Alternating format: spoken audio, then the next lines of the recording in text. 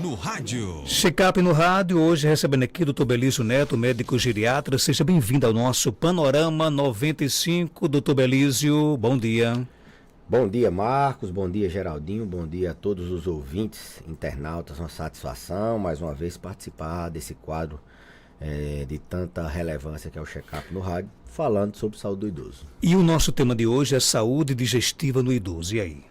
Pois bem, Marcos, hoje é o dia, na verdade, da saúde digestiva em geral, e aí a gente vai trazer para nosso público que é os idosos, né? Então, a saúde digestiva, Marcos, você começa na boca. A gente sabe que o aparelho digestivo ele vai da boca ao ânus, reto ânus, e os idosos já na boca ele já tem algumas alterações com o envelhecimento. Alguns têm uma produção de saliva menor, tem uma sensação de boca seca, outros têm um gosto amargo na boca, que a gente chama de disgeusia, e tudo isso pode alterar a alimentação. A gente está bem mais preocupado com a desnutrição, o risco nutricional na terceira idade. Além disso, os idosos eles vieram de uma época onde era bem mais natural eles fazerem extração dentária. Eles são, na grande maioria das vezes, esses idosos dessa geração, eles têm prótese dentária. Fizeram remoção dos seus dentes e eles têm prótese dentária. Alguns ainda não têm a prótese, eu digo ainda, mas assim, porque tem poucos dentes, muitas cáries. Então, a saúde bucal da pessoa idosa, ela é importantíssima. É por onde começa tudo, é na boca. É a mastigação, é como é que você vai preparar o alimento. Então, se você tem algum problema de cavidade oral, seja boca seca, seja gosto amargo, seja cárie dentária, seja uma prótese mal ajustada, a gente vê muita gente com as próteses frouxas, né? Aquela chapa que quando ele dá um sorriso ela cai. É necessário tratar isso, é necessário buscar o odontólogo, o dentista para tratar. Passando pela boca, assim, além disso, ainda tem o câncer de boca. A gente não pode deixar passar, principalmente aquelas pessoas que têm o hábito do tabagismo, né? Então, cachimbo, tabaco, cigarro de palha, cigarro normal, eles aumentam o risco de câncer de boca. Passando pela boca, Marcos, os idosos eles começam a ter com mais sensibilidade e alterações do envelhecimento. O trânsito intestinal, a gente sabe que a comida, quando ela sai, ela vai da boca para o estômago, ela passa por um tubo, assim vamos dizer, muscular, que é o esôfago. Então ele vai contraindo e vai levando o bolo alimentar em propulsão até o estômago. Então, alterações nesse tubo podem trazer sintomas como, por exemplo, a disfagia. Sintomas de entalo, vamos dizer, sintomas de engasgo. Os pacientes podem ter, não só por doenças, né, no esôfago, mas por doenças extraesôfago que podem causar essa disfagia. Um exemplo é o AVC. Então ele se entala, ele se engasga, ele pode ter uma dor por uma terceira onda, uma contratura mais forte do esôfago. Ele tem uma dor que pode simular, pode parecer com a dor de um infarto.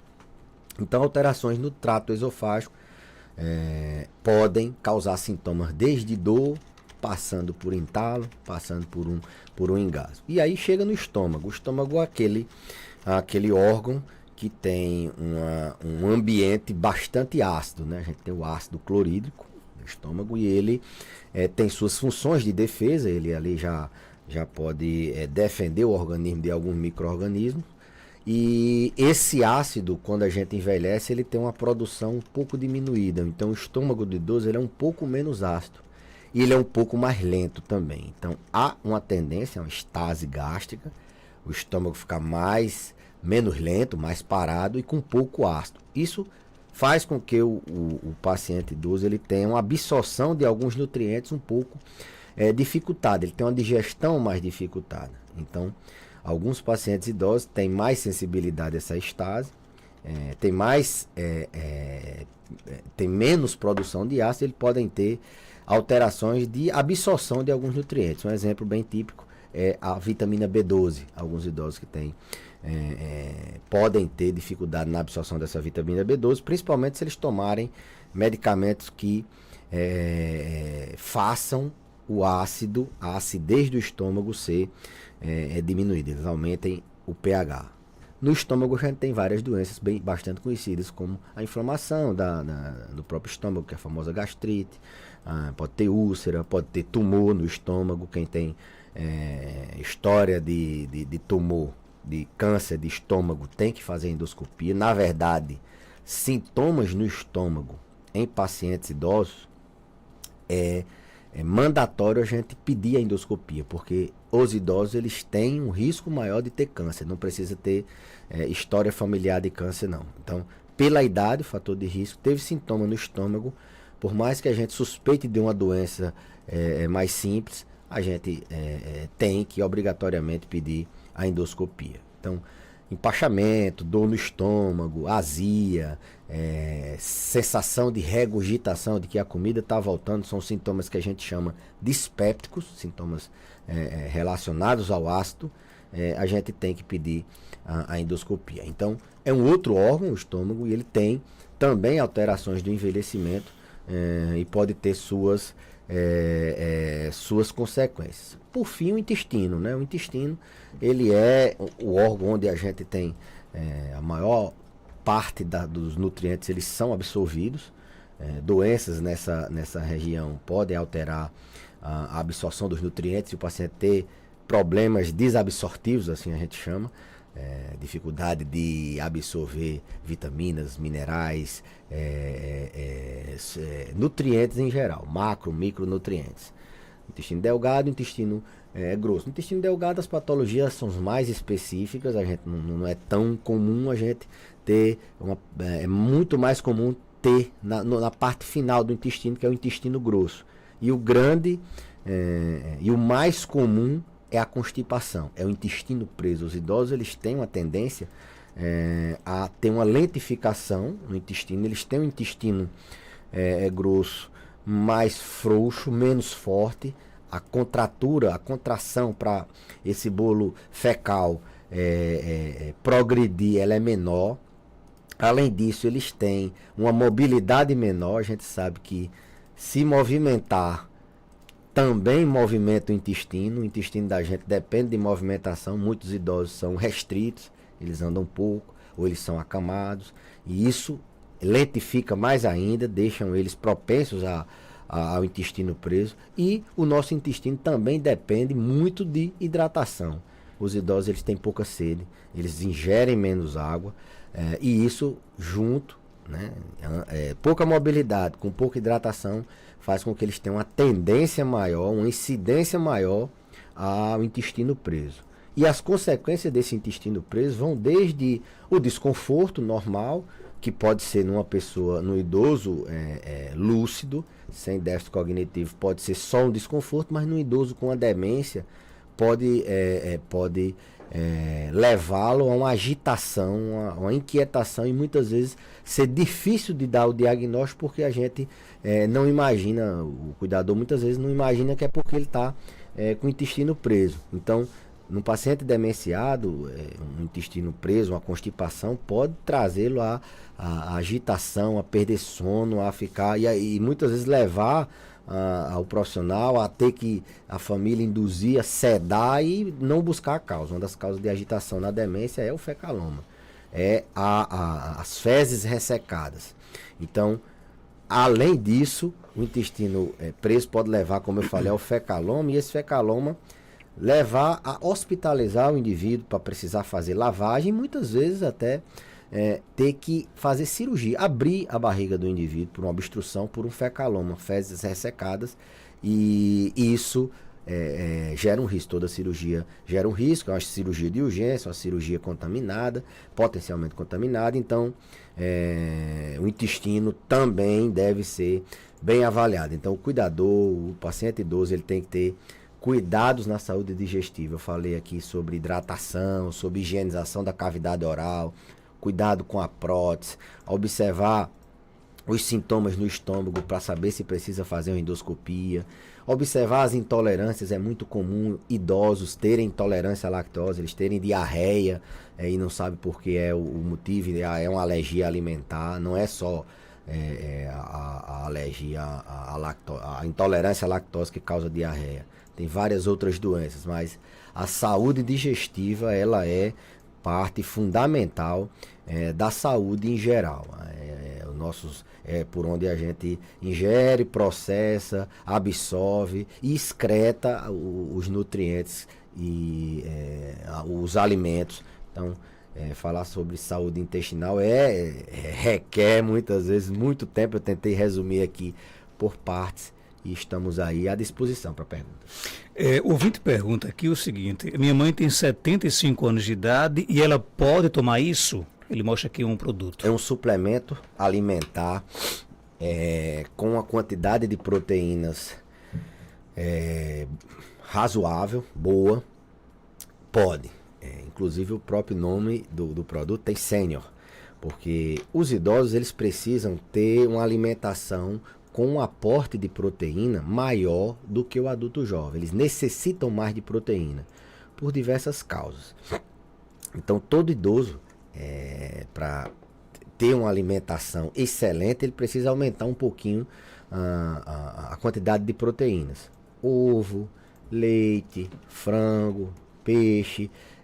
Isso, uma orientação em geral. O ideal seria ele ir a um nutricionista para ele poder fazer uma dieta para aumentar, fazer essa dieta um pouquinho rica em proteínas para que ele possa perder menos massa muscular, para que ele possa funcionar seu sistema de defesa, seu sistema imunológico da melhor forma possível. Mas via de regra os idosos eles têm uma alimentação com uma necessidade proteica maior e às vezes a gente tem que lançar mão, em último caso, de suplementos alimentares. Ele não consegue atingir a meta proteica e a gente tem que suplementar. Esse suplemento ele é esse que a ouvinte mandou. Existem vários, né, suplementos alimentares. A gente calcula mais ou menos ali quanto ele está comendo de proteína.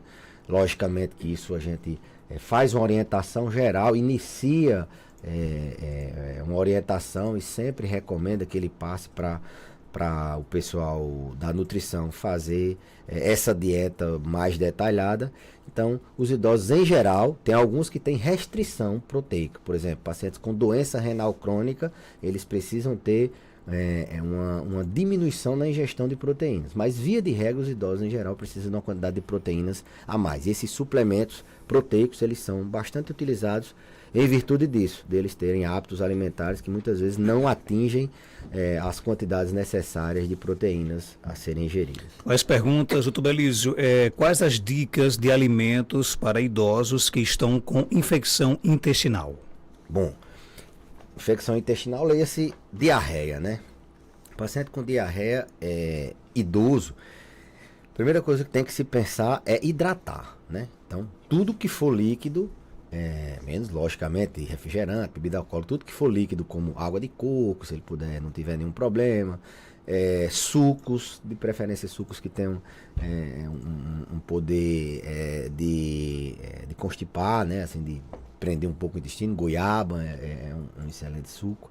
Hidratar, né? Gatorade, o famoso soro caseiro, sais de reidratação oral, ingerir líquidos. É por aí. Mas o que é que as famílias às vezes caem não, se ele está tendo diarreia, eu vou dar só um caldinho, vou dar só um pouquinho. Não. Evitar alimentos que tenham assim, uma dificuldade maior de serem digeridos. Ninguém vai dar uma feijoada um paciente que está com diarreia. Mas ter cuidado em mantê-lo nutrido. Ter cuidado em mantê-lo nutrido e hidratado. Eu acho que a alimentação, para quem tem diarreia, idoso que tem diarreia, primeiro é que eles são muito vulneráveis à desidratação.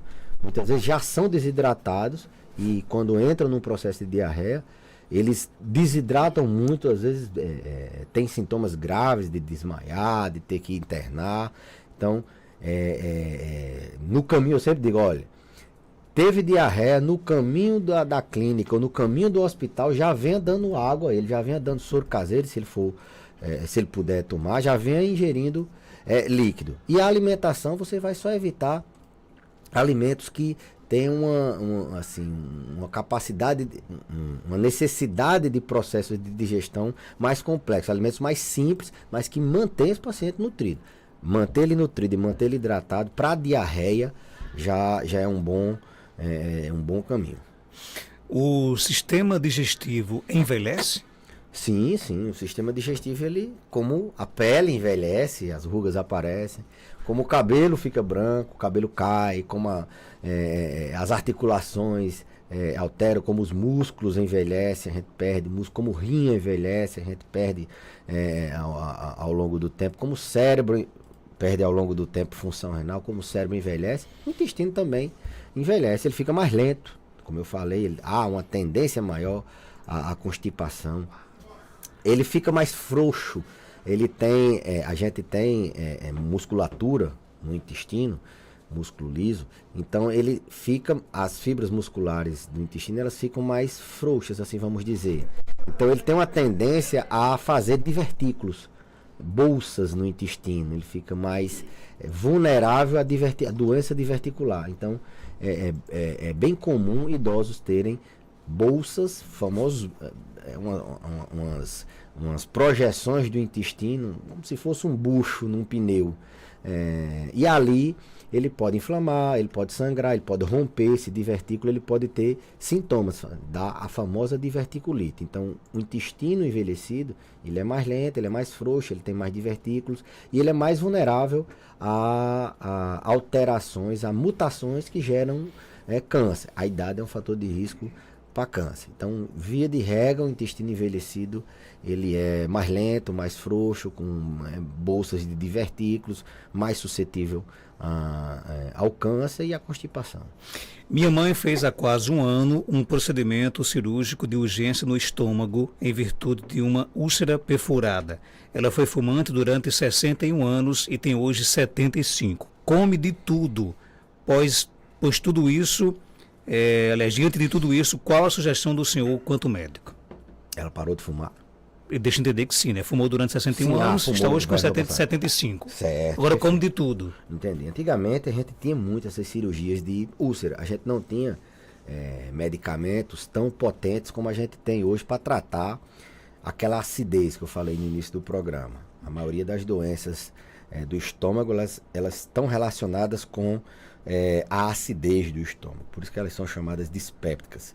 Então, hoje a gente já tem medicamentos bastante potentes que diminuem essa acidez e tratam as doenças, por exemplo, a úlcera, sem precisar de intervenções cirúrgicas. O que se tinha antigamente não melhorou com os medicamentos da época, tinha que se operar, senão o paciente ia a óbito. Então, a gente ainda tem, ainda pega, vez por outra, pessoas que foi necessário fazer essas cirurgias de úlcera. Dependendo do tipo cirúrgico, né, dependendo se tirou uma parte do estômago, se foi uma gastrectomia X ou Y, a alimentação ela pode ser normal. O que eu recomendo nesses pacientes que tem daqui a um tempo a gente vai ter muita gente vai ter que cuidar de idosos que passaram por bariátrica. Eu já tenho alguns pacientes que fizeram cirurgia bariátrica. Então o estômago deles é um estômago menor, né? É um estômago que foi reduzido. Então a gente tem que suplementar algumas vitaminas, como por exemplo a vitamina B, alguns sais minerais. A gente tem que entender que a quantidade de alimento tem que ser fracionada, muito mais fracionada do que... O recomendável mesmo assim, ser acompanhado de perto com um profissional da nutrição.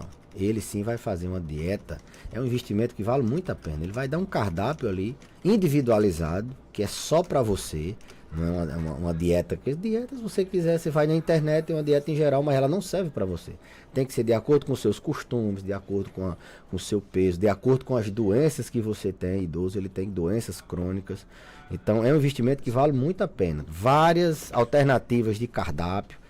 Na hora que você não quiser isso aqui, você vai poder ingerir isso aqui. Então é recomendável sim ter uma dieta orientada por um profissional nutricionista, mas via de regra fracionado e muitas vezes suplementado, a depender do tipo de cirurgia que foi feito para essa úlcera.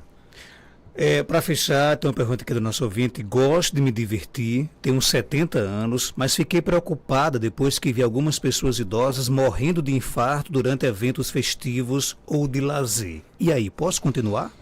Olhe, Marcos, pergunta delicada, porque os idosos já têm poucas oportunidades de se socializarem, né? E eu acredito, eu não tenho assim evidência de que eles morrem mais se eles forem ou se eles não forem. Eu acho que se eles não forem para essas atividades de interação social como o Forró dos Idosos, é uma das poucas atividades que a gente tem para os idosos, eles talvez morressem mais. Eu não tenho como comprovar, porque nunca me debrucei para fazer uma pesquisa, um estudo nesse sentido. Mas a interação social, a socialização é um pilar da longevidade. A gente vive mais quanto mais se socializa. Se você não se socializa, você não tem interação, seja com forró, seja com alguma atividade social, você morre mais, inclusive morre mais de infarto, né? O seu risco cardiovascular aumenta por pouca interação social. Então, logicamente que o ideal seriam cuidados para qualquer outra atividade. Foi no forró, mas poderia ter sido em outra situação, fazendo a feira. Então, o ideal é o quê? Você prevenir, é você fazer aquele segredo da longevidade, é você se alimentar bem, com poucos alimentos processados, ultraprocessados, mais frutas, mais verduras, mais cereais, você ter uma atividade física regular, não só bater a bola no final de semana, não só dar uma dançada uma vez por semana, ter uma atividade física regular, dormir bem, controlar o estresse e fazer sua avaliação periódica de rotina. O mais importante não é você ir no laboratório e colher os exames, não. Colher exames de sangue, não. É você ir conversar com um profissional de saúde, principalmente depois de 50 anos. Ter uma avaliação, conversar, porque ele vai orientar quais são os exames que você deve fazer. E na própria consulta já são feitos vários exames, já é avaliado a sua marcha, como você entra no consultório, a sua força, se você tem algum problema que vai limitar determinada atividade física ou não. Então, o famoso check-up, não só o check-up cardiológico, porque a pessoa não morre só de infarto, não. A pessoa morre de câncer também, morre de queda, a pessoa morre de depressão, morre de Alzheimer. Então, fazer uma avaliação, principalmente a partir dos 50 anos, é fundamental. Isso não é só com o geriatra, não. Eu digo que as pessoas precisam ter essa cultura de ir ao médico do seu bairro, de ir ao médico da sua confiança, de se envolver depois dos 50 anos na busca de saúde. Buscar saúde é você também, periodicamente, ser avaliado. Doutor Elísio, obrigado pela sua participação. Algo mais a acrescentar? Pode ficar à vontade. Não, Marcos Dantas, eu que agradeço a oportunidade mais uma vez e até a próxima semana. 8h07, confirmando 8h07. Doutor Elísio volta na próxima terça-feira aqui no nosso